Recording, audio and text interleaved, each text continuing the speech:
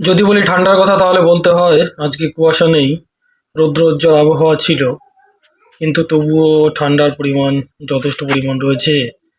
আর হবেই, কারণ যতক্ষণ না দিন রাত্রি সমান হচ্ছে, সম্ভবত 21শে মার্চ দিন রাত্রি সমান হয়, ততক্ষণ কিন্তু ঠান্ডা থাকবে। এই দিন রাত্রি যখন সমান হবে তার পরবর্তীতে ধীরে ধীরে ধীরে ধীরে তাপমাত্রাটা বাড়তে থাকবে, অর্থাৎ দিনে সূর্যের আলোটা বেশি পড়বে, রাতে সেই আলোটা বিকশিত হয়ে যেতে পারবে না। এর ফলে পুরোপুরিভাবে গরম আমরা দেখতে পাবো। তো যদিও গরম পড়ে, কিন্তু যেটা মানে সৌরজগতের ব্যাপার, সেই অনুযায়ী এখনও প্রপারলি গরম পড়তে কিন্তু অনেকটা দেরি রয়েছে, সেটা আমরা সকলেই জানি। তো সকলে লাইক কমেন্ট সাবস্ক্রাইব করে সাপোর্ট করো, ফিরছি খুব তাড়াতাড়ি।